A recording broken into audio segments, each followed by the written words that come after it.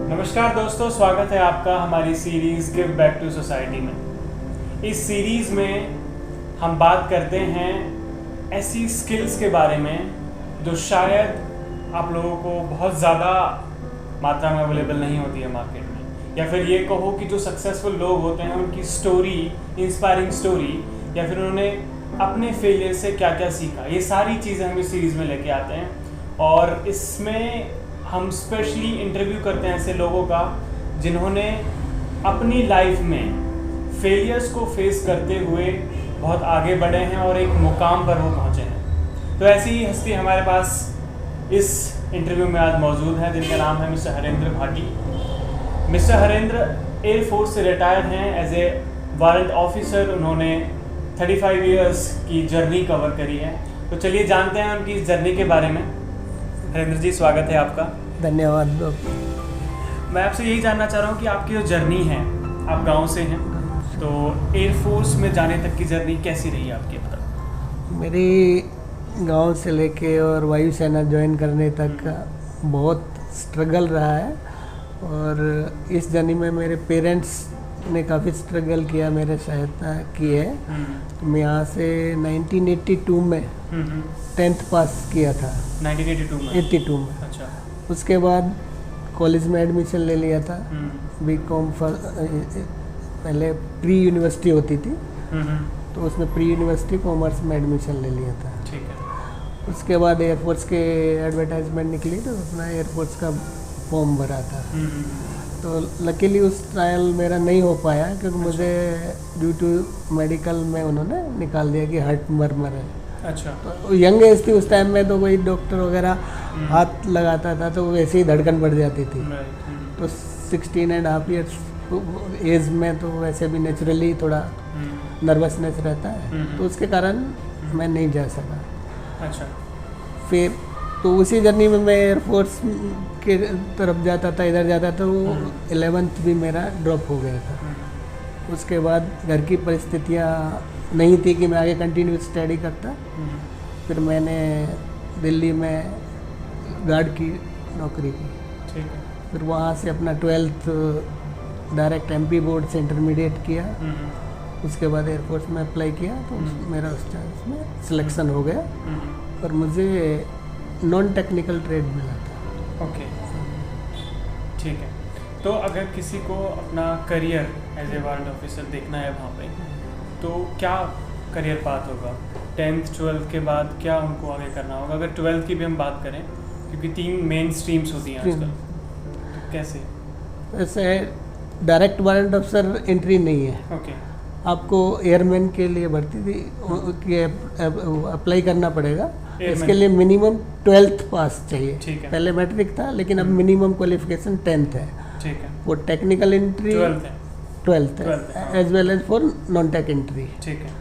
और जो science stream वाले हैं, they can go for technical entry में जा सकते हैं। और नॉन टेक वाले एडमिन, ये क्लर्क्स, और ये राशन असिस्टेंट और logistic assistants, non tech trades which are related to sports. अच्छा, तो जा सकते हैं 12th के जा बाद? सकते हैं 12th के बाद अपॉर्चुनिटीज है। और ऐसे ही नहीं है कि वो केवल एयरमैन वारंट ऑफिसर, MW जो एयरमैन में हाईएस्ट रैंक है मास्टर वारंट ऑफिसर। ओके। तो वहाँ तक जा सकते हैं। अपॉर्चुनिटी है बीच में, they can become officer also, they are having many opportunities. ठीक है। अगर हम फेलियर्स की बात करें, फेलियर्स तो कौन कौन से फेलियर्स आपकी लाइफ में आए थे? कुछ कभी ऐसा हुआ था कि कुछ मतलब आप करना चाह रहे थे और वो हो नहीं पाया, आप फुली फेल हो गए? नहीं, मैं जैसे अभी बताया कि मेरे साथ में काफ़ी दिक्कतें रही हैं। मेरे पिताजी बीमार रहते थे, और घर की तरफ मेरा ध्यान रहता था। मैं सर्विस करता था, लेकिन दिमाग मेरा घर पे ही रहता था कि क्या होगा। भाई छोटे थे, पिताजी की क्या देखभाल होगी, कैसे उनको दवाइयाँ कैसे टाइम पे मिल रही हैं या नहीं मिल रही हैं, कोई लाने वाला है या नहीं, वो सब फैमिली की देख रेख। वो टाइम ज़्यादा मेरा इधर रहता था, कंसंट्रेट नहीं कर पाता था। फिर भी मैं ट्राई करता था। मैंने प्राइवेट कुरुक्षेत्र यूनिवर्सिटी से ग्रेजुएशन किया, सर्विस में रहते रहते ही। और ये सेंट्रल पुलिस ऑर्गेनाइजेशन में अप्लाई किया था, मेरा रिटर्न क्लियर हो गया था। उसी टाइम में unfortunately my father expired okay due to his sudden demise. I was saddened. कि एक वहाँ पे तो ऑप्शन मिला हाँ है ये और था। यहाँ पे- और उसी बीच मेरा ट्रांसफ़र, मैं मुंबई में था उस टाइम, वहाँ से एक रिमोट प्लेस में, पहले बिहार में था, अभी वो झारखंड में आता है, संथाल परगना है, तो टोटली ट्राइबल बेल्ट है। वहाँ न्यूज़पेपर भी एक वीक में पहुँचता था। अच्छा तो उसके कारण मैं वहाँ से जब ट्रांसफ़र होके वहाँ चला गया, तो जो रिजल्ट था उसका वो बाद में आया। जो इंटरव्यू की डेट थी वो मुझे पता ही नहीं चली। अच्छा जब तक वो ट्रेनिंग स्टार्ट हो चुकी थी तब मुझे पता चला था। तो आपको तो काफी ये उस एक time पे ऐसा उसके बाद में मैंने फिर पढ़ाई छोड़ दी, बोला मेरी किस्मत में नहीं है। बट वो मेरा एक वीक पॉइंट था, मुझे नहीं छोड़ना चाहिए था। अच्छा, तो आप मतलब ये कहना चाहेंगे कि पढ़ाई नहीं छोड़नी नहीं चाहिए, हौसला नहीं छोड़ा होता तो हो सकता है उससे बेटर भी हो सकता था। तो अगर हम बात करें मोटिवेशन की, हाँ, होता है ऐसा बहुत बार कि हम रुक जाते हैं, कई बार फिर चलते हैं। तो कौन सी ऐसी चीज़ें जो ज़्यादा मोटिवेट कर देती, कौन सा ऐसा थॉट है या फिर कोई सेंटेंस आप सोचते थे कि जो आपको मोटिवेशन देता था? बस self discipline is the most driving force. Self discipline, ठीक है। इमोशनल टर्मोइल्स कभी कभी हमारी लाइफ में आते हैं, हाँ, और आते ही हैं। तो इमोशनली फिट रहने के लिए आप क्या एक्टिविटी करते हैं अभी कुछ? उसके लिए रूटीन में आपको रहना है। आप टाइम से सोइए, टाइम से खाइए, और सुबह जल्दी उठिए, और अपना रेगुलर एक्सरसाइजेज, लाइट एक्सरसाइजेज, आजकल तो थोड़ा योगा भी ऐड हो गया, पहले कोई नहीं करता था। तो अगर ये सब करने के लिए आप इमोशनली और मेंटली फिट रहेंगे। ठीक, मतलब एक रूटीन इसमें अलग अलग एक्टिविटीज हो, चाहे योगा है, एक्सरसाइज है, पढ़ाई करना है, मिलना है, हर चीज़ के लिए आपको टाइम एक प्रॉपर मैनेजमेंट है, तो वो आपको इमोशनली फिट रहे। ठीक है। अगर हम बात करें कि आइडल, जब हम आगे बढ़ते हैं, तो कोई आइडल रहा है आपका?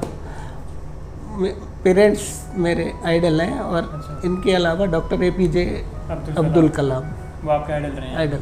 सबसे अच्छी बात कौन सी लगती है आपको अब्दुल कलाम जी की? वही कि उन्होंने कभी सीखने में शर्म नहीं की, लर्नर रहे, लाइफ लॉन्ग लर्नर रहे। ठीक है। अच्छा, अगर लाइफ की परिभाषा हम पूछें आपके शब्दों में, आपने इतनी लाइफ जी है, इतने सारे फेलियर्स, इतने सारे पड़ाव आपने पार करे हैं, तो आपके अकॉर्डिंग लाइफ की परिभाषा क्या है? लाइफ में ये है कि हमें अडेप्टेबिलिटी रखनी चाहिए। ये नहीं कि हमें जो चल रहा है रूटीन उसी में हो जाए। अगर हमें लग रहा है कि आगे कुछ नया अडॉप्ट करने से बेटर होगा, तो हमें वो करना चाहिए, और be strict to the life. तो अडेप्टेबिलिटी ही लाइफ है, अडेप्टेबिलिटी बहुत ज़रूरी है। ठीक है। अगर हम बात करें आपके विज़न की, है ना, होता क्या है कि हम जब भी चल रहे होते हैं, कुछ भी काम कर रहे होते हैं, या लाइफ का ना एक एंड तो होना ही है। एंड तो होना ही है। तो जो एंड विजन क्या देखते हैं अपनी लाइफ का, कि अगर मेरा एंड हो तो ऐसा, उस टाइम तक ऐसा मैं कुछ कर लूँ, तो कुछ विजन ऐसा है आप देखते हैं? कुछ विजन यही है कि यूथ्स है, इन्हीं को देखना है कि अगर मैं कुछ कर सकूं। अभी तक तो मैं बाहर रहा था, अभी अगर मेरा एक्सपीरियंस और ये कुछ गाइड कर सकूं यूथ्स को राइट डायरेक्शन में, अगर उनको कैरियर पथ में या और जहां उनको ज़रूरत है, तो ये मेरा एक वो है। ओके, मतलब ये देखना चाहते हैं कि हमारे जो यूथ है राइट डायरेक्शन में जाए। अगर यूथ सही दिशा में जाएगा तो देश नेचुरली तरक्की करेगा। तो यूथ के लिए कोई मैसेज आप देना चाहेंगे? यूथ के लिए सेल्फ डिसिप्लिन जो आप फॉलो करता हूँ, और टाइम मैनेजमेंट बहुत जरूरी। डिसिप्लिन और मैनेजमेंट में आप चाहते हैं कि सारे जो यंग जनरेशन है वो अपना खेल के लिए भी समय निकाले। ऐसा नहीं है कि खाली एक ही उसमें लगा रहे, खेलना भी ज़रूरी है, पढ़ना भी ज़रूरी है, अदर सोशल एक्टिविटीज़ भी ज़रूरी है। ठीक है। अच्छा, कुछ रैपिड क्वेश्चंस हम आपसे करेंगे, मतलब ज़्यादा सोचना नहीं है आपको, जो भी मनवा दो आप आंसर कर सकते हैं। अगर आप ये नहीं होते, मतलब आप एयरफोर्स में नहीं होते, तो कहाँ होते? सेकंड ऑप्शन मेरा रेलवे में भी कॉमर्शियल क्लर्क का हो गया था, तो मैं वो ज्वाइन नहीं करके रेलवे में होता। अच्छा, फिल्में वगैरह देखते हैं आप? देखता हूँ, ज़्यादा नहीं देखता। अच्छा, फेवरेट हीरोइन कौन है आपकी? फेवरेट पुरानी यही ऑफ कोर्स रेखा। रेखा है। अगर मान लो किसी सेलिब्रिटी से शादी करने का मौका मिले तो किससे शादी करते हैं आप? नहीं, शादी किसी सेलिब्रिटी से नहीं। अच्छा। तो मैं वैसे बॉम्बे में था तब, ये modelling and dance school join किया था। अच्छा अच्छा। जैसे हम लोग शिफ्ट ड्यूटी करते थे, ड्यूटी तो एक दिन नाइट करने के बाद में 2 दिन का छुट्टी रहता था। तो उस पीरियड में हम जाके बोले चलो खाली रहते हैं, कुछ नहीं किया जाए। 2 दिन गया, लेकिन हम लोग गांव की पृष्ठभूमि से, वहाँ तो सब हाई फाई होता, तो तीसरे दिन नहीं गया। अच्छा अच्छा, ठीक है। मतलब वहाँ भी थोड़ी वहाँ रुचि भी रही थोड़ा आपकी? रुचि रही, मतलब लेकिन या तो कह लो गांव की पृष्ठभूमि या घर की तरफ देखते हुए तो वो ड्रॉप कर दिया। ठीक है। अच्छा, छोटे से छोटा झूठ जो अब तक आपने बोला, छोटे से छोटा झूठ? छोटे से छोटा झूठ कई बार ऐसे फैमिली में अब कुछ ऐसा करना पड़ता है कि वो उनको लगे कि हाँ भाई ये सच बोल रहा है, लेकिन वो झूठ। कोई याद है इंसिडेंस कब झूठ बोला था?